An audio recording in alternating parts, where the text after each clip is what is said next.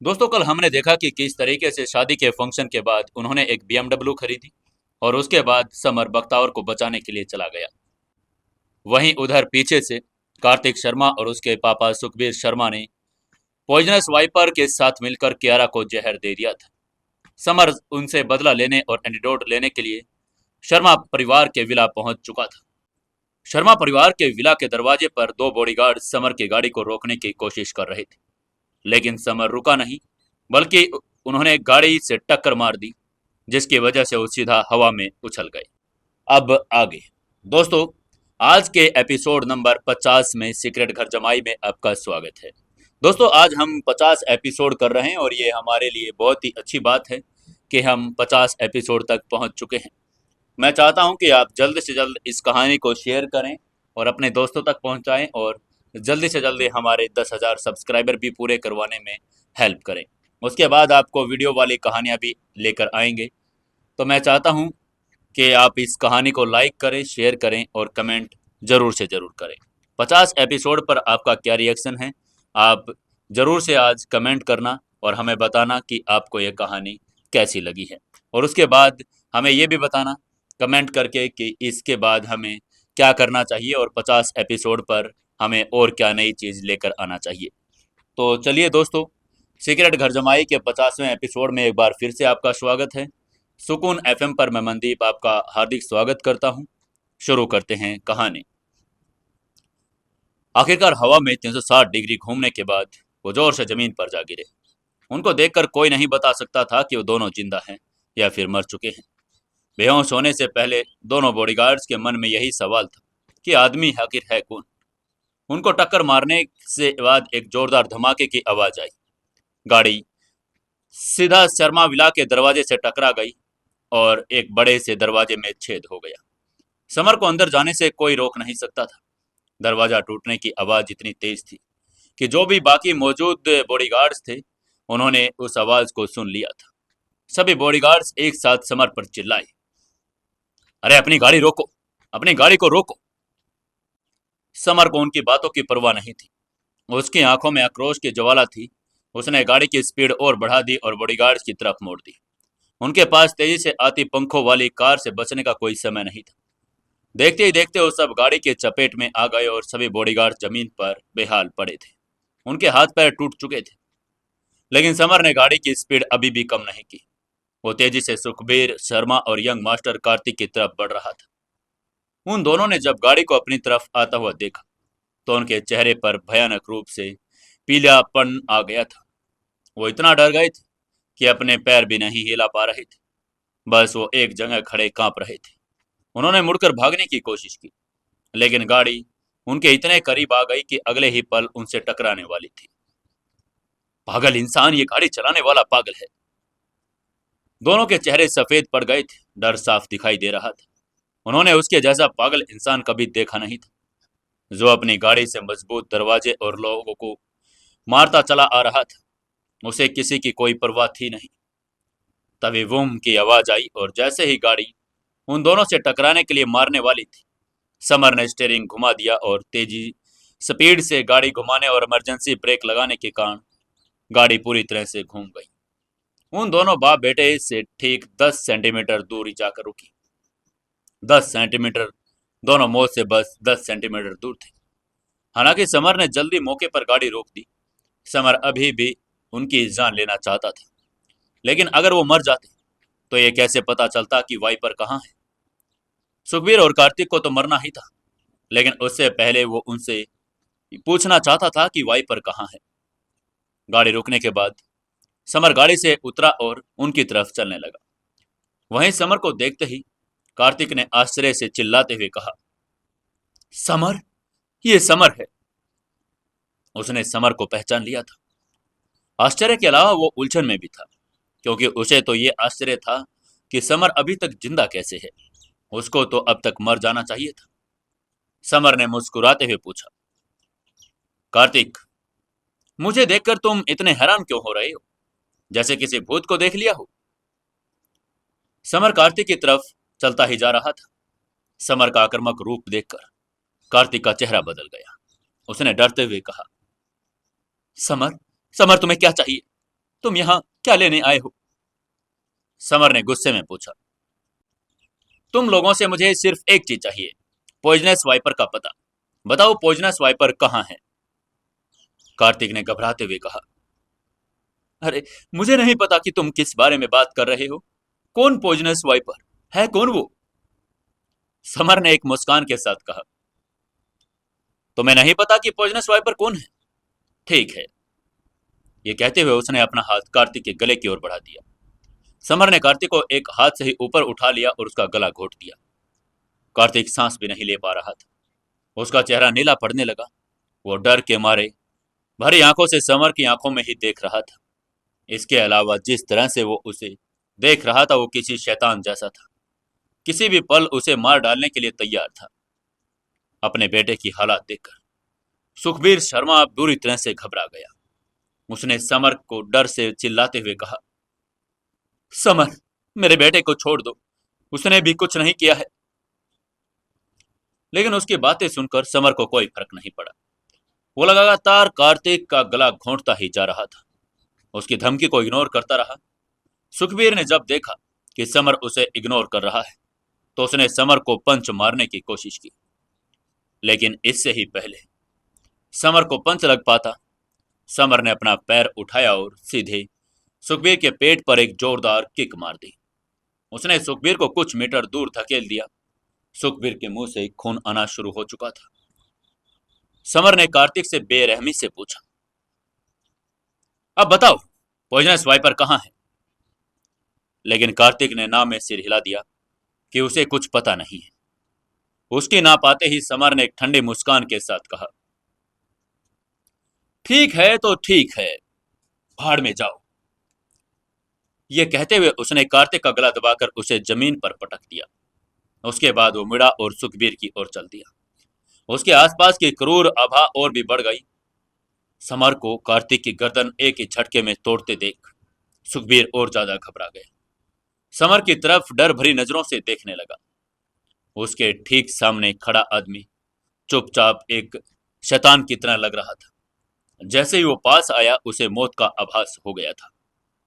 Summer Sukhbir के पास गया और उसे जमीन पर पटक दिया। उसके मुंह पर पैर रखकर बोला, अब तुम बताओ कि पॉइजनस वाइपर कहाँ है? सुखबीर डर के मारे सिर हिलाते हुए बोला, मुझे नहीं पता, मुझे नहीं पता कि पॉइजनस वाइपर कहाँ है। मैं सच कह रहा हूं और मैं किसी पॉइजनस वाइपर को नहीं जानता।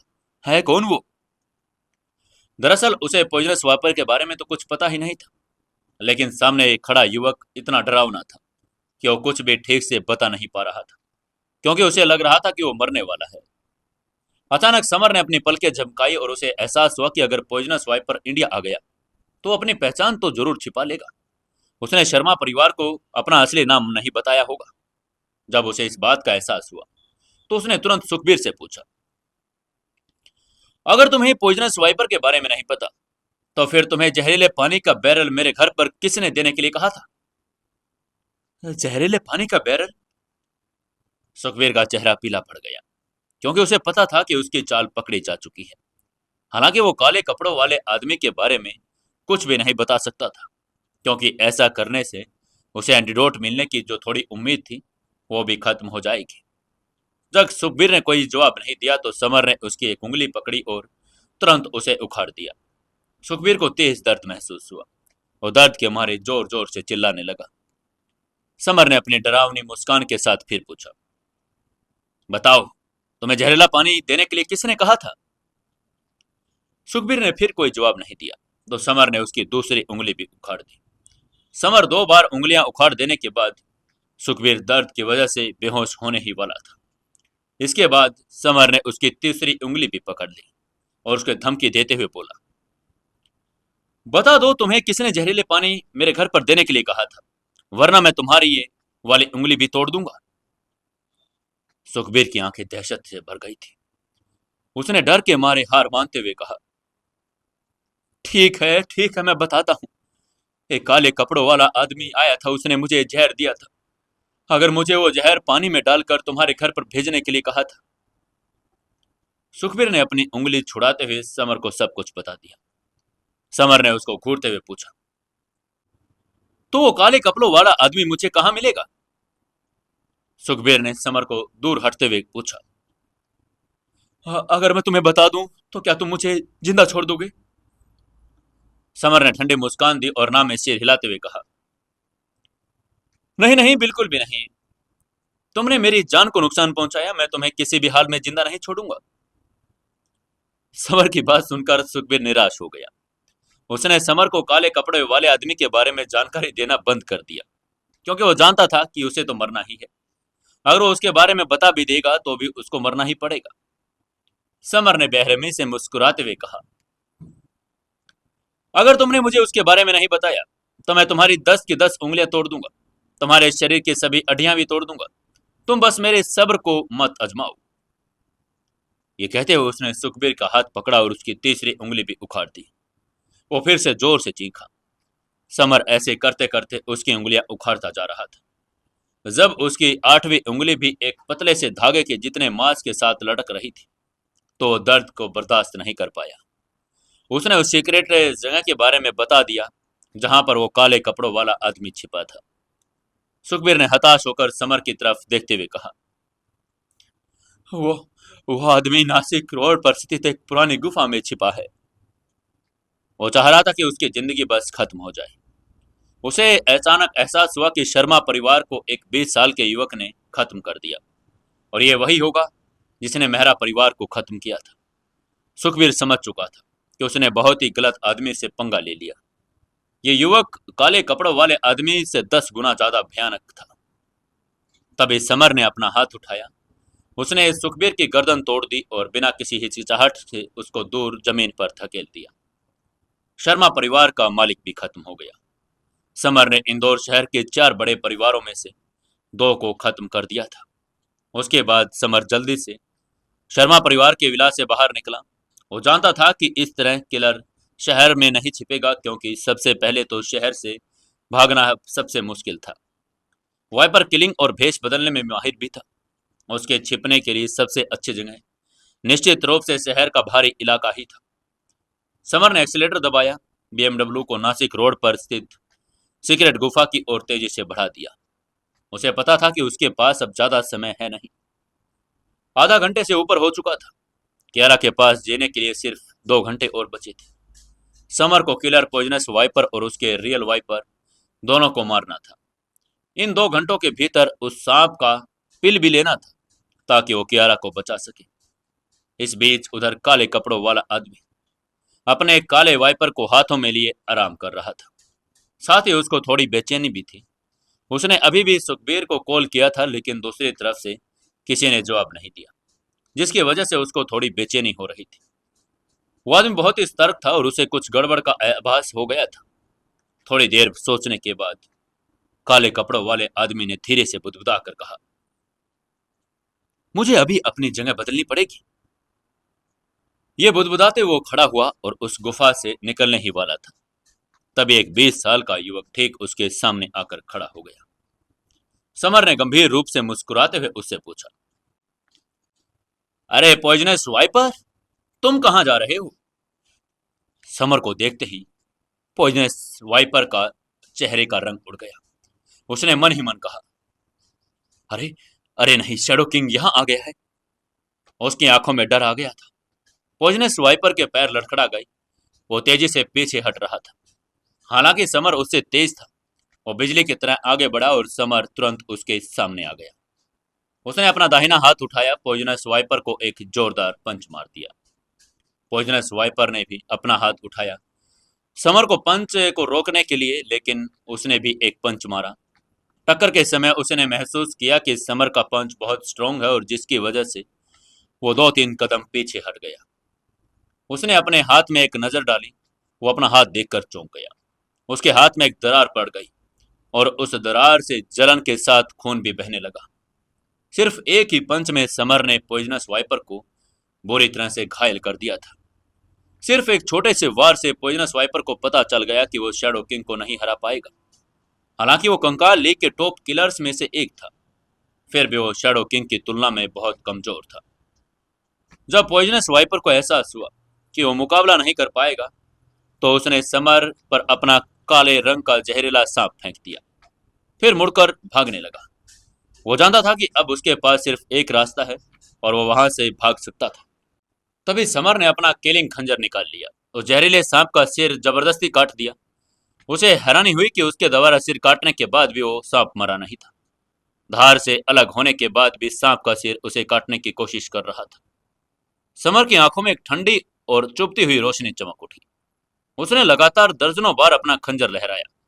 सांप के सिर के सीधे दर्जनों टुकड़े कर दिए। फड़फड़ाते रिबन की तरह टुकड़े जमीन पर गिर गए। अब सांप पूरी तरह से मर चुका था। सांप को मरने के बाद समर ने फिर से खंजर लहराया और सांप के पूरे शरीर को चीर दिया। सांप के पित्त को निकाल लिया। सांप का पित्त उसकी स्किन की तरह काला था। यह पित्त कियारा को दिए गए जहर का एंटीडोट था। इस सांप के पित्त से कियारा के शरीर का जहर दूर हो सकता था। समर ने सावधानी से सांप के पित्त को एक डिब्बी में रखा और जेब में डाल लिया। उसकी आंखों में खुशी की झलक आ गई थी। उसके बाद समर एक ठंडे मुस्कान के साथ पॉइजनस वाइपर के पीछे भागा। उसने ठंडे स्वर में कहा, पॉइजनस वाइपर, तुम्हें क्या लगता है कि तुम मेरे हाथों से बच जाओगे? उधर पॉइजनस वाइपर भागता भागता 1 किलोमीटर आगे निकल चुका था। शैडो किंग को पीछे छूटता देखकर उसको थोड़ी सी संतुष्टि मिली। उसे ऐसा लग रहा था कि समर अभी भी सांप के साथ निपटने में लगा होगा। पॉइजनस वाइपर को सचमुच लगा था कि इस बार वो बच निकलेगा। लेकिन जब उसने पीछे देखने के बाद दोबारा सामने देखा तो उसके सामने एक जानी पहचानी आकृति आ गई। उसने चेहरे पर डर के भाव आ गए और क्योंकि सामने शैडो किंग खड़ा था। समर ने गंभीर मुस्कान के साथ उसकी तरफ देखा और कहा, पॉइजनस वाइपर, अब तुम्हें मेरे हाथों कोई नहीं बचा सकता। उसने एक जानलेवा ओरा बिखेर दिया और अपना किलिंग खंजर घुमा दिया। पॉइजनस वाइपर ने भी अपना चाकू निकाला और उसका मुकाबला करने की कोशिश की, लेकिन अगले ही पल एक जोरदार आवाज के साथ शैडो किंग के खंजर ने पॉइजनस वाइपर पर चाकू बुरी तरह से नष्ट कर दिया। समर का केलिंग खंजर किसी भी चीज को चीर सकता था। केलिंग खंजर से टकराने पर कोई भी हथियार 2 टुकड़ों में कट जाता। अगले पल समर ने अपना वो केलिंग खंजर पॉइजनस वाइपर की गर्दन में चला दिया। पॉइजनस वाइपर के गले से खून निकलने लगा। उसने अपने हाथों से अपना गला ढक लिया और मछली की तरह फड़फड़ाते हुए जमीन पर गिर गया। देखते ही देखते उसकी सांसें थम गई।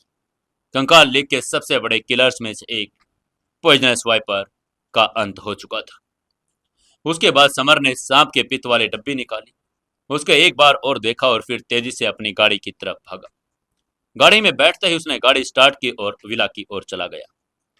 विला तक पहुंचते पहुंचते उसको टोटल 2 घंटे बीत चुके थे। गनीमत रही कि उसने कियारा के शरीर में फैले जहर को कंट्रोल करने के लिए पहले ही चांदी की सुइयों का इस्तेमाल किया था, नहीं तो अब तक वो कब की मर चुकी होती। समर समय नहीं गंवाना चाहता था।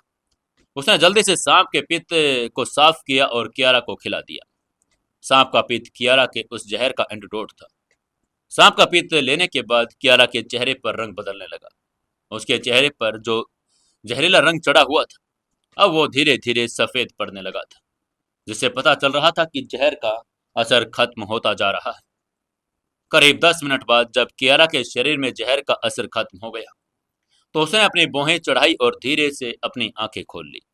आंखें खोलते ही जब उसने देखा कि समर उसके बगल में ही बैठा हुआ था, उसने धीरे से पूछा, जान, मुझे क्या हो गया था?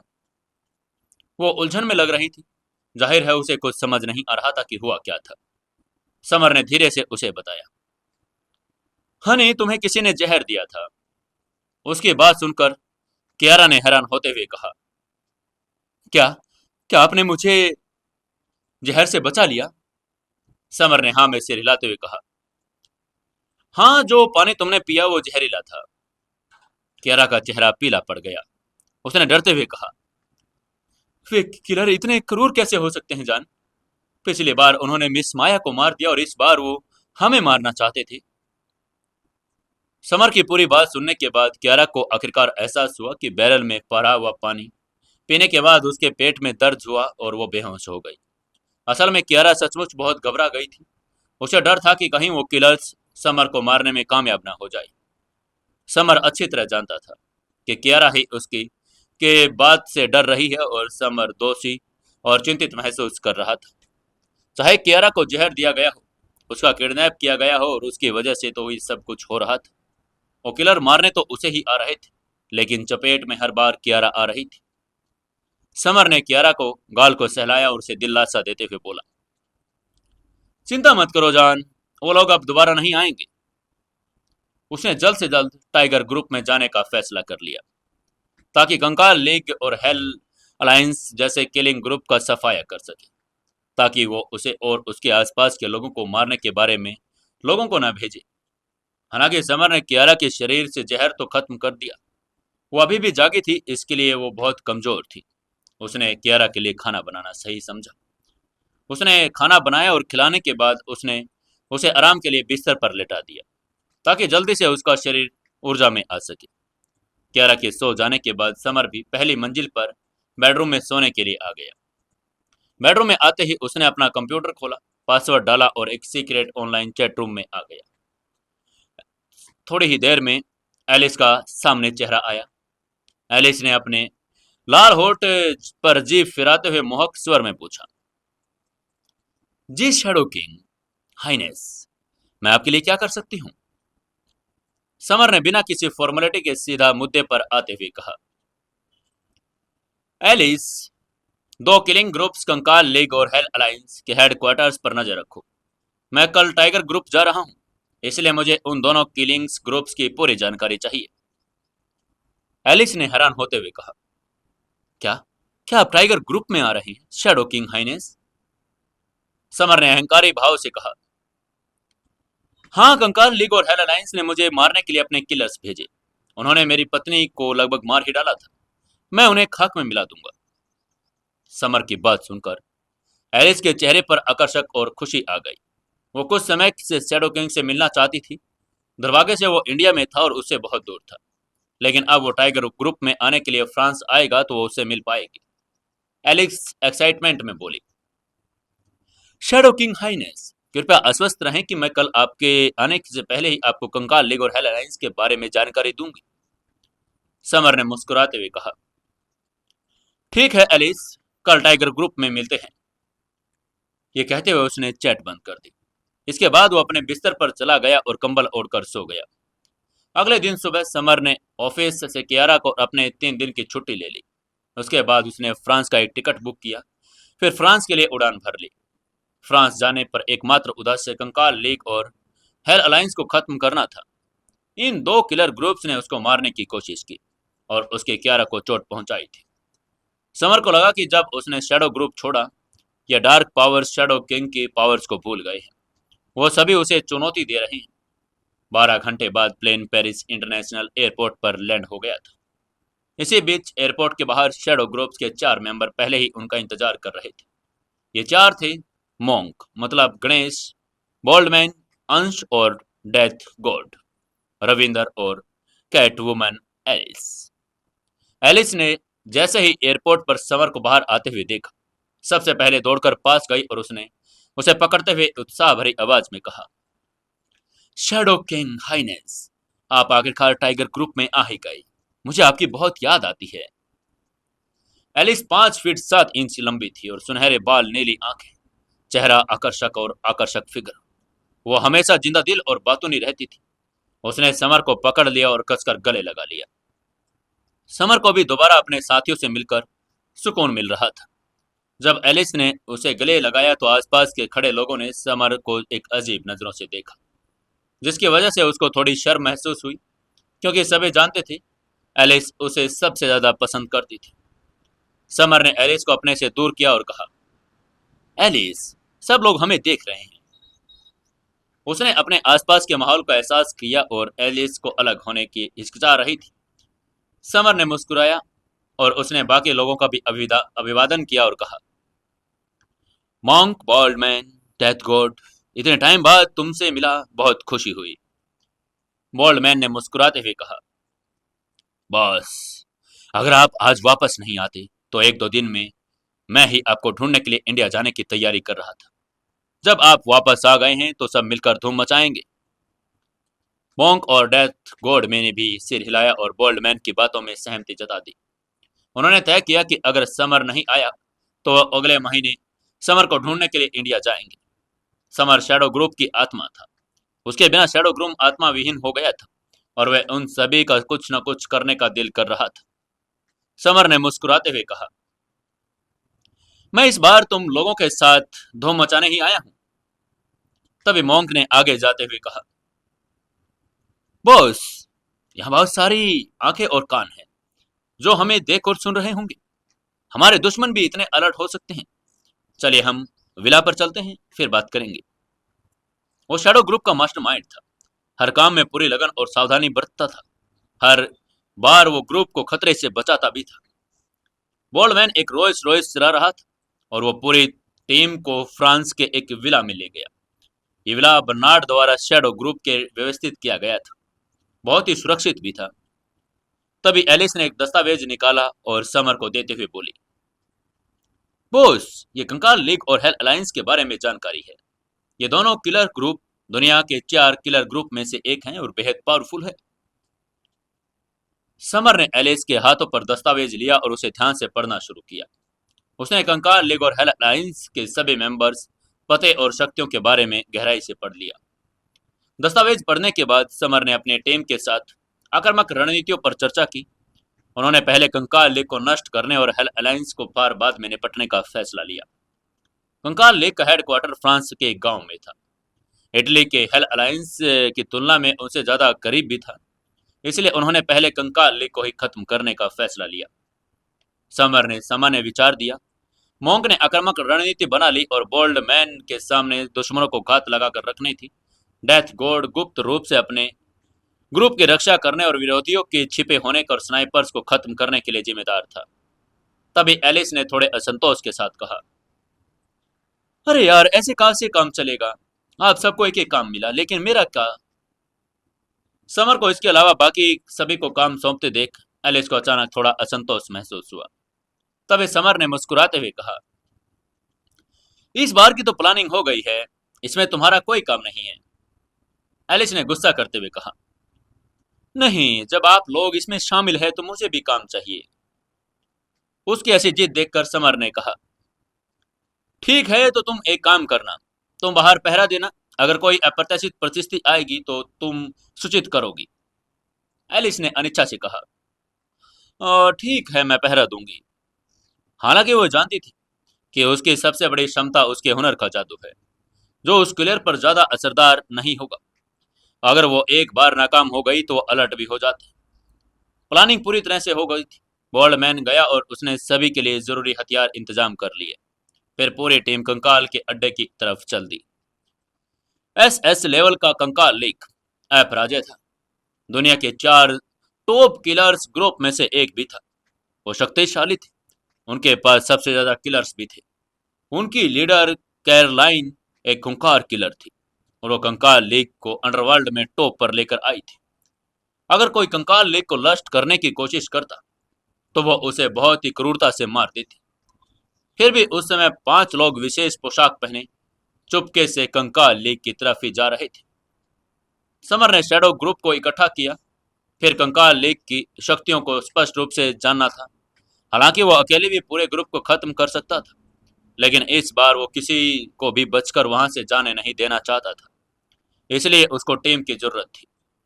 कंकाल लीग के मेंबर्स की गिनती बहुत ज्यादा थी, इसलिए वो एक साथ सब पर नजर नहीं रख सकता था। इसलिए अगर कोई बचकर निकल गया तो कुछ गलत भी काम हो सकता था। शाम को पेरिस के ग्रामीण इलाकों में बहुत अंधेरा था, जो शहर से बिल्कुल अलग थी, जहां हर जगह रोशनी से जगमगा रहा था। और वो गांव में एक विला था और यह विला कंकाल लीग का हेडक्वार्टर था। कंकाल लीग के सभी मेंबर्स विला के ठीक नीचे एक किले में थे। Summer, monk, Boltzmann, death God और एलिस अंधेरे में विला के बाहर पहुंच चुके थे। इस विला के हर कोने पर सीसीटीवी कैमरे डिटेक्टर भी लगे हुए थे। गेट पर 4 सिक्योरिटी गार्ड भी थे। विला के अंदर 10 और सिक्योरिटी गार्ड गश्त कर रहे थे, जिसे पूरा विला अछूता था। समर ने विला का नक्शा लिया और ध्यान से देखा। मॉन्क, तुम पावर सप्लाई रूम ढूंढो, विला की सारी बिजली काट दो। मॉन्क ने सिर हिलाते हुए कहा, समझ गया बॉस। उनको पता था कि अगर वो ऐसे ही घुसने की कोशिश करेंगे तो सीसीटीवी की मदद से पकड़े जाएंगे। फिर समर ने बोल्डमैन की ओर देखा और कहा, बोल्डमैन, तुम उन 4 सिक्योरिटी गार्ड से निपटोगे? बोल्डमैन ने अपनी ड्यूटी को पकड़ लिया और घमंड के साथ जवाब दिया और कहा, चिंता मत कीजिए बॉस, इन 4 बच्चों को तो गिराना बहुत आसान है। 4 बॉडीगार्ड तो छोड़ो, 40 बॉडीगार्ड भी बोल्डमैन का कुछ नहीं बिगाड़ सकते थे। हालांकि इस बार उसे बिना कोई आवाज किए उन्हें खत्म करना था। अगर आवाज हुई तो लोग अलर्ट हो जाएंगे। इसके बाद समर ने डेथ गोड की तरफ देखा और कहा, डेथ गोड, क्या तुम अपनी स्नाइपर राइफल का साइलेंसर लेकर आए हो? डेथ गोड ने कहा, हाँ बॉस, मैं सब कुछ लेकर आया हूं। समर ने डेथ गोड की ओर देखते हुए कहा, और वेरी गुड, मैं विला के अंदर घुसकर उन 10 बॉडीगार्ड्स को मार गिराऊंगा। तुम यहां से नजर रखना, अगर कोई इमरजेंसी हो तो तुम्हें कोई भी संदिग्ध व्यक्ति दिखे तो उसे गोली मार दीजिए, बेशक झिझकना मत। तभी एलिस ने समर की ओर देखा और पूछा, शैडो किंग हाइनेस, आपने सबकी ड्यूटी लगा दी, लेकिन मेरा क्या? मुझे भी तो बताइए क्या करना है। समर ने फिर बोहें चढ़ाई और कहा, एलिस, मैंने तुम्हें यहाँ आने से पहले ही बता दिया था कि तुम बाहर रहोगी और ध्यान रखोगी। अगर कोई इमरजेंसी हो, जैसे ही कोई किलर आ रहा है, तो तुम उसे मार गिराना, समझी? एलिस ने अपना मिशन जानकर उत्साह से कहा, ठीक है हाइनेस शैडो किंग। उसके लिए जब तक वो शैडो किंग के साथ काम कर सकती है तब तक सब कुछ बढ़िया था। मोंग अंधेरे में चमगादड़ की तरह आगे बढ़ रहा था। उसे पावर सप्लाई मिल गया और वो फिर आसानी से पावर सप्लाई रूम के अंदर घुस गया। उसने अपने इक्विपमेंट्स निकाले और बिजली का सर्किट काट दिया। बिजली गुल होने के बाद एक के बाद विला पूरा एकदम काला हो गया। समर ने धीमी आवाज में कहा, चलो दोस्तों, काम पर चलते हैं। ये कहते वो बिजली की स्पीड से विला के अंदर घुस गया। बॉल्डमैन ने उन 4 बॉडीगार्ड्स की ओर दौड़ना शुरू किया। समर ने विला में पहुंचने के बाद उन 10 बॉडीगार्ड्स के पास पहुंच चुका था। वो सभी बॉडीगार्ड्स अभी तक अचानक बिजली गुल होने से कुछ भी समझ नहीं पा रहे थे। दरअसल विला का पावर सप्लाई रूम काफी स्थिर था और उसमें विला बनने के बाद से कोई खराबी नहीं आई थी। फिर भी यह पहली बार था जब विला की पूरी बिजली बंद थी। उनके हेड बॉडीगार्ड ने एक बॉडीगार्ड से पूछा, केली, तुम पावर सप्लाई की जांच करो, देखो क्या गड़बड़ है। केली जब मुड़ी और पावर सप्लाई रूम की जांच करने जा रही थी तभी उसने अपने ठीक पीछे एक काली परछाई देखी। वो कुछ कहने ही वाली थी कि एक खंजर बिजली की स्पीड से उसके गले में घुस गया। तभी नौवे बॉडीगार्ड ने केली के कंधे पर थपथपाते हुए उलझन में पूछा, केली, तुम यहाँ खड़ी क्यों हो? हेड ने तुम्हें पावर सप्लाई रूम जांच करने के लिए कहा है। तभी समर ने अपना खंजर कसकर पकड़ा और उस नौवे बॉडीगार्ड का गला भी काट दिया। उसका गला भी खुल गया। समर हर बॉडीगार्ड के गले में इर्द गिर्द अपना खंजर घुमाता चला जा रहा था। हर बार जब वो खंजर घुमाता तो एक बॉडीगार्ड की जान चली जाती। पल भर में सभी 10 के 10 बॉडीगार्ड खुल के उनके खून से पूरे कपड़े लथपथ हो चुके थे। ये बात को कोई नकार नहीं सकता था कि समर वाकई में पावरफुल था। अंधेरे की मदद से इनमें से कोई भी बॉडीगार्ड अपने हमले का मुकाबला नहीं कर पाया। इसी बीच गेट पर बोल्डमैन चारों बॉडीगार्ड्स को मार चुका था। वो उन चारों बॉडीगार्ड्स के पास पहुंचा, पहले वाले की गर्दन तोड़ी और जिससे वो बॉडीगार्ड तुरंत लड़खड़ाते हुए जमीन पर गिर पड़ा। अपने कलीग को गिरते देखकर 3 बॉडीगार्ड्स भी बोल्डमैन पर वार करना शुरू कर देते हैं। फिर वो बोल्डमैन ने उन सभी के सिर पर वार किया और तुरंत उन्हें भी मार डाला। आखिरकार बॉडीगार्ड ने बोल्डमैन पर पंच मारकर हमला करने की कोशिश की। हालांकि उसका हाथ छूट गया और जब वो बोल्डमैन को अभी भी सुरक्षित था तभी समर ने अंदर से विला का गेट खोल दिया और अंदर चला गया। जब उसने उन 4 बॉडीगार्ड्स को जमीन पर पड़ा देखा तो उसने मजाकिया लहजे में कहा, तुम अभी पहले से ज्यादा तेज हो। समर की चिढ़ाने वाली बात सुनकर बोल्डमैन ने अपनी ठुड्डी को छूते हुए हंस पड़ा और असल में शैडो ग्रुप में समर के बाद वो दूसरा पावरफुल आदमी बोल्डमैन ही था। बिजली बंद होने के बाद विला में अंधेरा छाया हुआ था। अब उनकी पूरी टीम विला के अंदर इकट्ठा हो रही थी। बोल्डमैन ने उत्साह से कहा, बॉस, कंकाल लीग वहीं नीचे हैं, चलो चलते हैं, उन्हें खत्म कर देते हैं।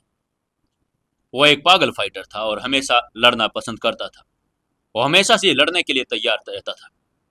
इस बार कंकाल लीग को मारने के लिए समर ने चुपके से हमला करने की रणनीति बनाई। वरना बोल्ड मैन अपनी इम्पल्सिव पर्सनैलिटी के कारण शुरुआत में ही गड़बड़ कर देता। बोल्ड मैन को इस तरह छिपकर लड़ने के बजाय आमने सामने लड़ना पसंद था, लेकिन वो ये भी जानता था कि इस तरह के किलर्स आमतौर पर विला के नीचे बले किले में छिपकर रहते थे। अगर उनकी टीम चुपके से हमला न करती तो पहले ही अलर्ट हो जाते और भाग जाते। समर, मोंक, बैडमोन और डेथ गोड ने चट्टाने दरवाजा खोला और अंडरग्राउंड किले में उतर गई। दूसरी ओर एलिस सभी पर नजर रखने और जबरदस्त जरूरी पकड़ने पर मदद करने के लिए बाहर ही खड़ी थी। एलिस को मिली जानकारी और विला के नक्शे की मदद से उन्हें अंडरग्राउंड किले तक जाने की गुप्त सुरंग मिल गई। सुरंग का एंट्री गेट चट्टानों से बना एक इंसान के आकार का छेद था। समर आगे चल रहा था, मोंक, बोल्डमैन और बीच में थे और डेथ गोड सबसे पीछे था। उस सुरंग में कुछ किलर्स छिपे हुए थे। सौभाग्य से समर ने उन्हें ढूंढ लिया और बिना किसी शोर शराबे के मार दिया। जो वे 20 मिनट तक इधर उधर घूमते रहे, तब जाकर उनको एक विशाल अंडरग्राउंड किला दिखाई दिया। हैरानी की बात यह थी कि विला जमीन पर बने विला से कम 2 गुना बड़ा था। किला गोलाकार था, काले संगमरमर से बना था। ऐसा लग रहा था जैसे उसके अंदर कुछ गहरी रोशनी निकल रही। समर की टीम ने उनके अंदर एक करके किलर्स के अलग अलग लड़ना शुरू किया। उन्होंने पहले किले के सामने खड़े लोगों को मार डाला, फिर चुपके से अंदर घुस गए। हालांकि वो सभी किलर्स पावरफुल तो थे, फिर भी शैडो ग्रुप टीम के सामने कुछ भी नहीं कर सकते थे। समर और उसकी टीम ने लगभग कई दर्जन लोगों को मार दिया। उन सभी किलर्स को मारने के बाद समर अपने तीनों साथियों को बाहर रहकर दुश्मनों पर नजर रखने के लिए बोला और फिर अकेले ही किले के बीच वाले कमरे की तरफ चल पड़ा। कमरे में सुनहरे बालों और नीली आंखों वाला एक हट्टा कट्टा आदमी उम्र का वहां पर लड़की के साथ बिस्तर पर था। यह हट्टा कट्टा आदमी 50 साल का और 50 उम्र पार करने के बावजूद हट्टा कट्टा और पावरफुल लग रहा था। वो स्कल असेनिन ऑर्गेनाइजेशन का हेड अहमद अली था। समर ने कमरे में अंदर दाखिल हुआ और एक ठंडी आवाज में कहा, बहुत दिनों बाद मिले हो अहमद। आवाज सुनते ही अहमद के चेहरे के भाव बदल गए। उसने पलट कर देखा तो एक युवक उसके ठीक पीछे खड़ा था। अहमद उस युवक को जानता था और वह आदमी शैडो किंग था, अंडरवर्ल्ड का सबसे पावरफुल आदमी।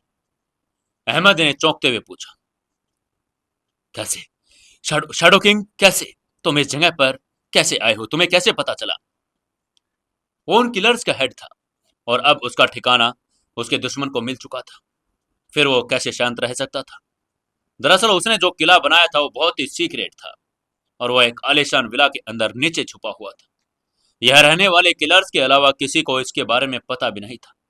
समर और शैडो किंग को इसका पता कैसे चला? हालांकि समर ने उसे यह नहीं बताया कि उसको पता एलिस ने बताया। एलिस ज्यादा लड़ नहीं सकती थी, लेकिन जानकारी इकट्ठा करने में वो माहिर थी। अंडरवर्ल्ड में हर एक गैंग के बारे में उसको अच्छी जानकारी थी। तभी अहमद ने इमरजेंसी अलार्म बजा दिया। किले में मौजूद अपने आदमियों को बुलाने की कोशिश की, लेकिन कुछ मिनट बीतने के बाद भी कोई नहीं आया। तभी समर ने अपने खंजर से खेलते हुए एक ठंडी मुस्कान के साथ उससे कहा, परेशान मत हो अहमद, तुम्हारे सब ऑर्डिनेट्स को मैंने पहले ही नरक पहुंचा दिया है।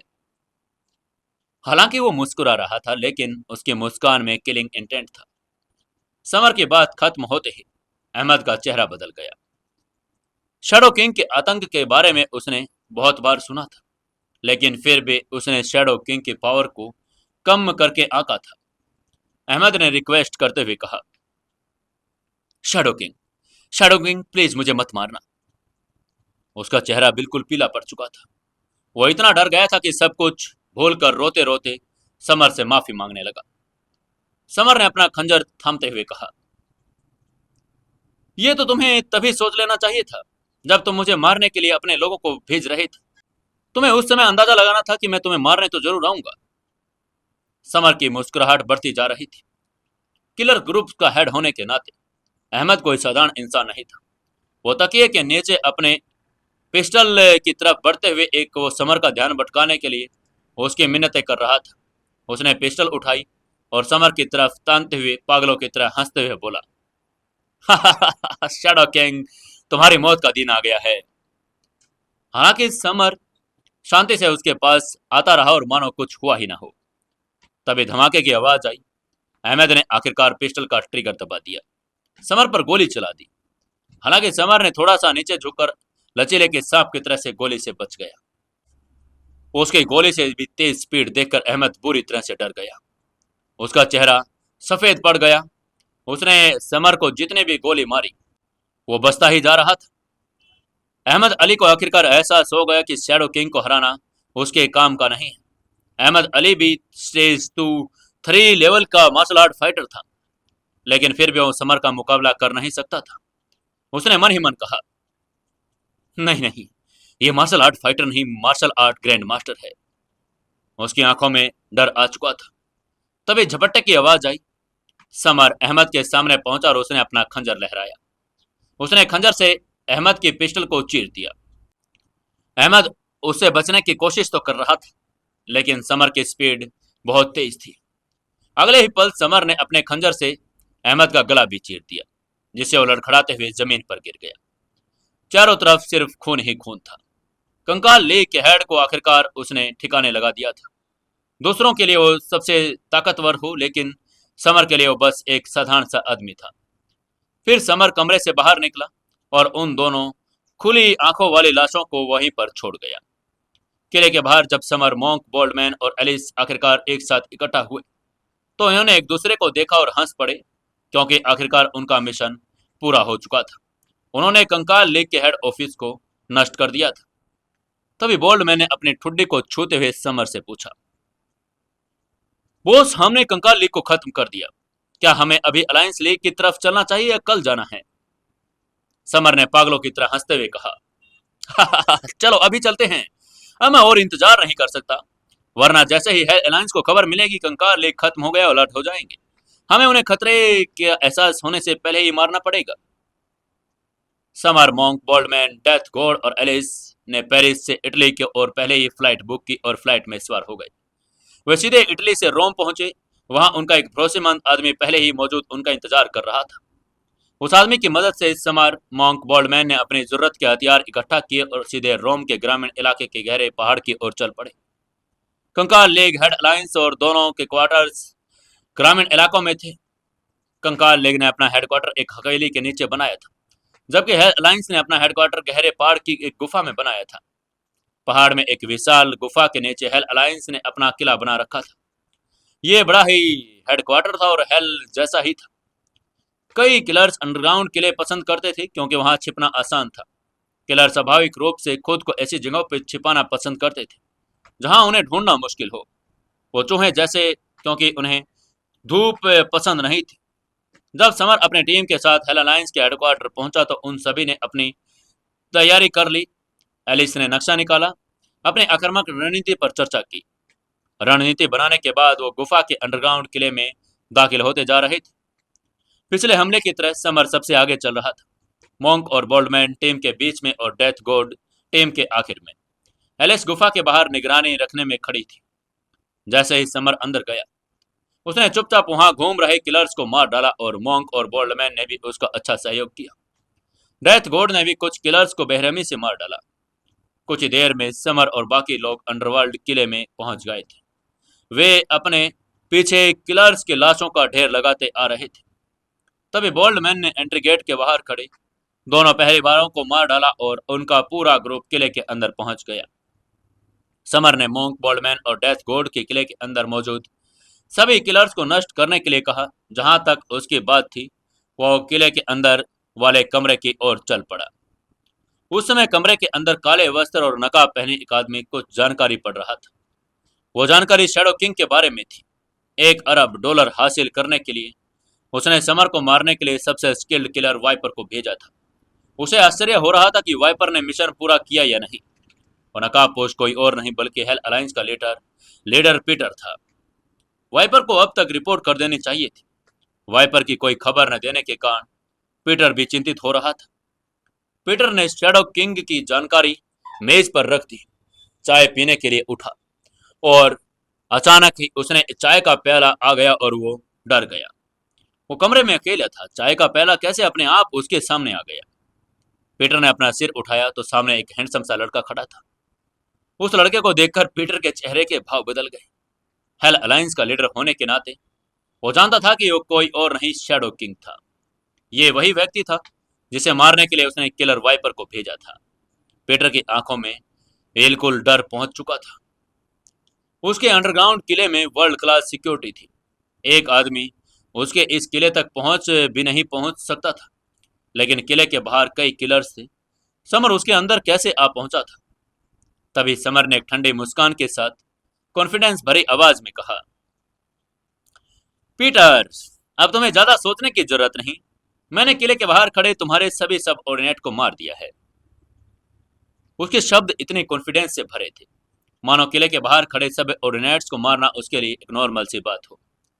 यह सोचकर पीटर का दिल रो पड़ा। वो शैडो किंग ने उसे सभी किलर्स को मार डाला और जिन किलर्स को उसने अपनी औलाद की तरह पाला था उसके साथ वो अब नहीं थे। पीटर ने दुखी होते हुए कहा, शैडो किंग, शैडो किंग तुम बहुत क्रूर हो। मैंने सभी किलर्स को अपने बच्चों की तरह पाला था। तभी समर ने उसे सीधा पूछा, पीटर, वाइपर को भेजने वाले तुम ही थे ना? पीटर ने नाराजगी भरी आवाज में कहा, तो क्या हुआ अगर मैंने उसे भेजा तो? समर ने पीटर से ठंडे स्वर में पूछा, वाह, उसने मेरी पत्नी को लगभग मार ही डाला था और तुम कह रहे हो कि क्या हुआ है? अब देखना, मैं तुम्हारा हश्र मौत से भी बदतर कर दूंगा। समर जिस व्यक्ति के सबसे ज्यादा नफरत करता था वो पीटर ही था। उसने जिस किलर्स वाइपर को भेजा उसने बोतल बंद पानी में जहर मिला दिया। अगर वो समय पर घर नहीं पहुंचता तो कियारा कब की मर चुकी होती। समर खुद को दोषी भी मान रहा था, इसलिए वो इंडिया से टाइगर ग्रुप की ओर दौड़ा और ताकि कंकाल लीग और हेल अलायंस का सफाया कर पाए। समर की गति से उनकी तेजी को हिला दिया था और तुरंत पीटर के सामने आ गया। उसने पीटर को एक जोरदार पंच दे मारा। पीटर ने अपनी कोहनी से उस पंच को रोकने की कोशिश की। तभी कच की आवाज आई, लेकिन समर ने पीटर की कोहनी तोड़ दी। हालांकि पीटर भी एक अच्छे स्टेज का फाइटर था, जल्द ही मार्शल आर्ट एक्सपर्ट बनने ही वाला था, लेकिन उसकी तुलना शैडो किंग से नहीं की जा सकती थी। सिर्फ पीटर ही नहीं, धरती पर कोई ऐसा इंसान ही नहीं था जो समर का मुकाबला कर पाए। और सबसे ताकतवर और बेहद पावरफुल था। कच कच कच की आवाज सामने आती रही और समर ने लगातार पंच मारने उसके सारे शरीर की हड्डियां तोड़ दी। पीटर खून से लथपथ लड़खड़ाते हुए जमीन पर गिर पड़ा। उसकी एक दर्दनाक मौत थी। उसकी मृत्यु से पहले पीटर की आंखों में दुख और पछतावा भी था। अगर उसे पता होता कि शैडो किंग इतना पावरफुल है तो वो कभी भी पंगा नहीं लेता। वहीं पीटर को मारने के बाद समर मॉन्क, बोल्डमैन और डेथ गॉड के साथ वापस हॉल में इकट्ठा हुआ। पूरी टीम एक साथ किले के बाहर निकली और समर ने अंडरग्राउंड किले से निकलने से पहले वहां आग लगा दी। हेड क्वार्टर्स को उसने जला दिया था। समर ने धीमी आवाज में कहा, मिस माया, कियारा, मैंने तुम लोगों का बदला ले लिया। उसने आकाश में तारों को दृढ़ता से देखा। हेल अलायंस को नष्ट करने के बाद वो लोग ज्यादा देर तक वहां नहीं रुके। शाम की फ्लाइट थी और पेरिस लौट गए। बोल्डमैन ने अपनी ठुड्डी हिलाते हुए कहा, बॉस, चलो इस बार कुछ दिन टाइगर ग्रुप में रहते हैं, हम मिल सकते हैं। वो समर के साथ टाइम बिताना चाहता था क्योंकि उसने समर को कुछ समय से देखा नहीं था। समर के साथ किसी मिशन पर जाना बहुत एक्साइटिंग था। उसके जैसे फाइटर के लिए समर से उसके साथ लड़ना बहुत अच्छी चीज थी। लेकिन समर ने नाम में सिर हिलाते हुए कहा, नहीं नहीं, मैं आज रात आराम करूंगा और कल इंडिया लौट जाऊंगा। कियारा अभी भी इंडिया में उसका इंतजार कर रही थी। अब इंदौर में उसका घर था और वो हमेशा के लिए यहाँ नहीं रह सकता था। हालांकि बोल्डमैन और बाकी के लोग उसके साथ टाइम बिताना चाहते थे, लेकिन समर इंडिया लौटने पर अड़ा था। वो कुछ भी नहीं कर सकते थे और वो समर के लिए बस कल सुबह की फ्लाइट की टिकट बुक ही कर सकते थे। उस रात समर ने अपने बिस्तर पर लेटा और एलिस के पास जाकर बैठ गई। एलिस बहुत खूबसूरत और अट्रैक्टिव थी। वो यूरोपियन थी और वहां के शाही खानदान से थी, इसलिए उसमें कुलीनता का आभास था। उसने सुनहरे बाल और नीली आंखें भी थी उसका आकर्षक चेहरा। समर ने उसकी आंखों में देखते हुए कहा, एलिस, तुम यहाँ क्या कर रही हो? एलिस ने कड़वाहट से कहा, मैं आपसे बात करने के लिए आई थी। हाइनेस, आप कल जा रहे हैं, मैं नहीं चाहती कि आप इतनी जल्दी हमें छोड़कर चले जाएं। एलिस के मन में समर के लिए कुछ खास फीलिंग थी।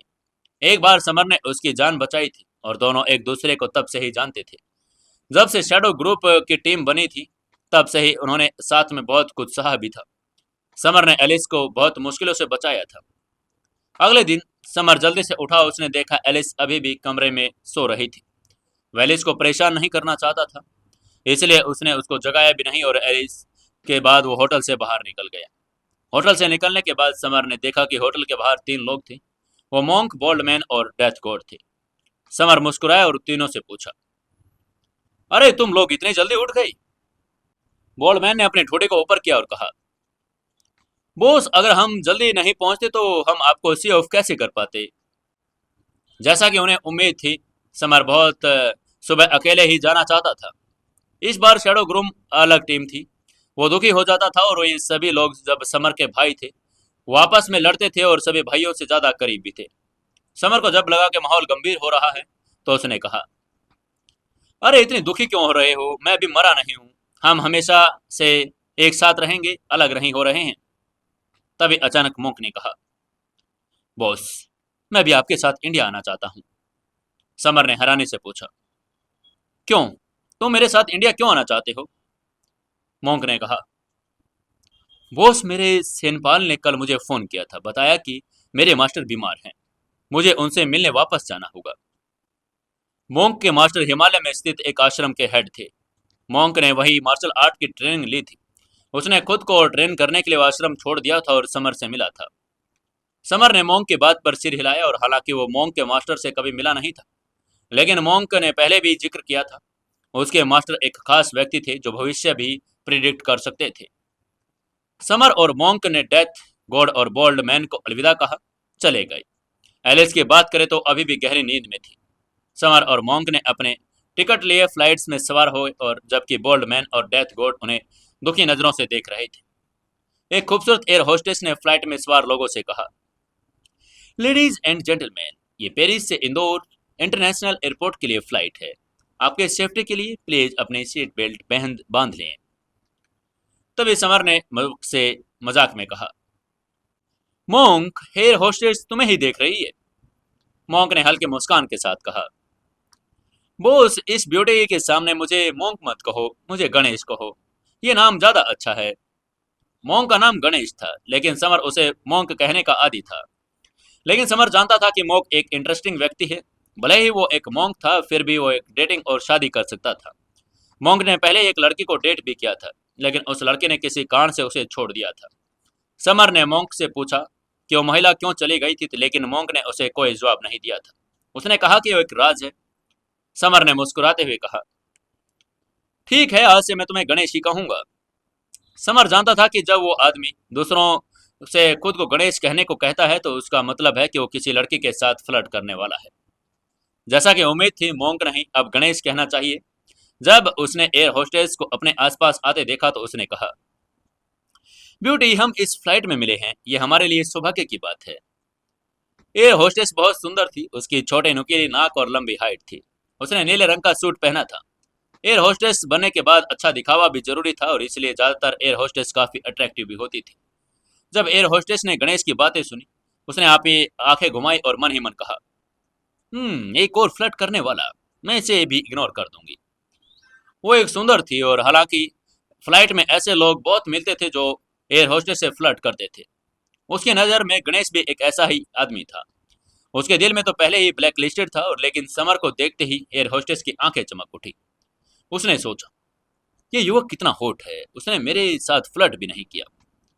एयर होस्टेस ने समर के पास आते हुए पूछा, हाय सर, मैं आपकी क्या सेवा कर सकती हूँ?